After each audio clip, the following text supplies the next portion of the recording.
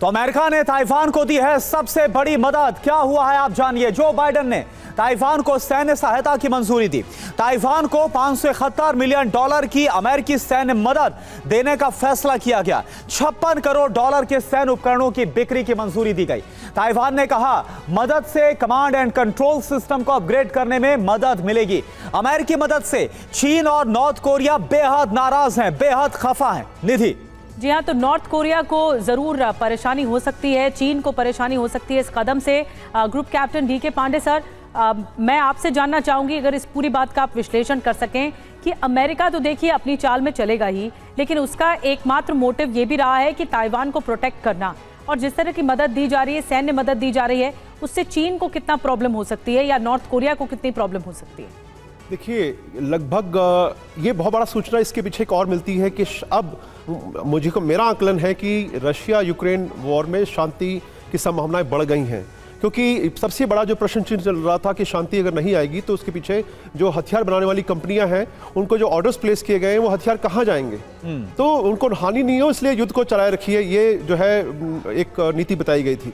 लेकिन अगर ये सब हथियार जो बने, क्योंकि M1A2 टैंक जिसकी अब्राहम की बात की जा रही है, ये M1 टैंक का एडवांस रूप है, और जो ताइवान की टेरेन है, जो वहाँ का जलवायु है, जो वहाँ का जो ज़मीनी उतार चढ़ाव है, उसमें ये टैंक कितने कामयाब होंगे इस पर निश्चित रूप से एक प्रश्न चिन्ह है, क्योंकि वहाँ माउंटेनियन टेरेन, पहाड़ी इलाके ज़्यादा हैं और अर्बन सेक्टर ज़्यादा है। एक छोटा सा इलाके में पॉपुलेशन जो है वो काफ़ी है, पॉपुलेशन डेंसिटी ज़्यादा है। ऐसे मामलों में ये टैंक कितना कामयाब होंगे, ये इस पर बहुत बड़ा प्रश्न चिन्ह है। तो देखना ये होगा, 122 टैंकों की जो है वो टोटल डील है और अगले 2 साल में ये दिया जाना है। निश्चित रूप से अमेरिका का प्रयास जारी रहेगा, क्योंकि उसके खुद के जो औद्योगिक लक्ष्य हैं, लेकिन चीन के ऊपर इसकी प्रतिक्रिया नेगेटिव होगी, ये जग जाहिर है, क्योंकि उनको पता है कि हथियार दिए जा रहे हैं, किसके खिलाफ उसको यूज किया जाएगा।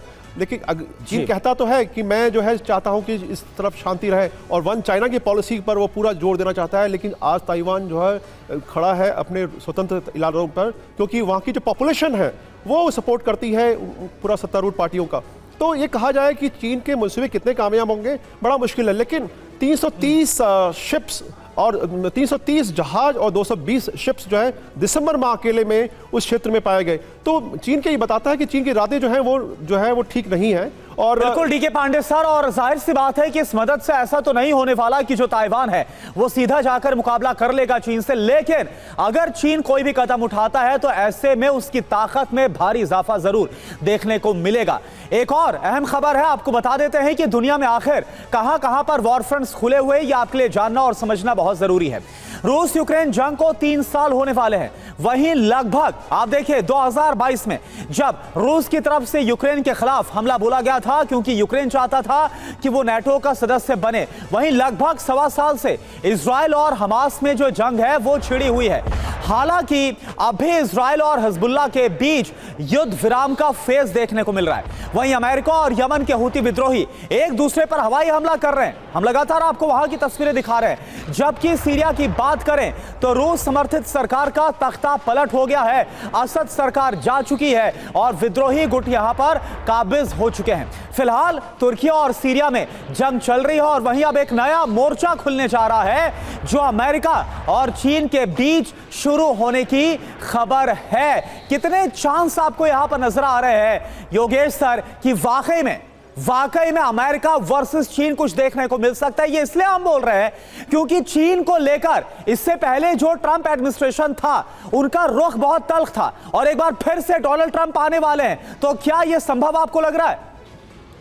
भाई देखिए, हमें एक बात ध्यान में रखनी चाहिए कि सबसे पहले राष्ट्रपति ट्रंप की सरकार ने, यानी ट्रंप 1.0 ने जो है चीन के ऊपर सैंक्शंस लगाए थे, चीन के ऊपर टैरिफ्स लगाए थे।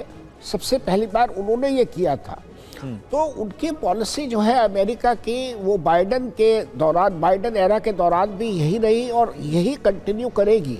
हालांकि वो टाइम टू टाइम कुछ और स्टेटमेंट्स देते रहते हैं, लेकिन ओवरऑल कंसेंसस है अमेरिका में कि चाइना के खिलाफ जो है उनकी राइवलरी जो है वो मेंटेन रहनी चाहिए, बढ़नी चाहिए। और चाइना को, ये डेमोक्रेट्स तो चाहते थे कि चाइना के साथ ठीक है हमारी लड़ाई ना हो, हमारी राइवलरी चले, लेकिन रिपब्लिकन्स की सोच में ये फर्क है, वो तो चाइना को हराना चाहते हैं। जो रिपब्लिकन्स कुछ लोग हैं, उनका कहना ये है कि America should prevail in this rivalry with China.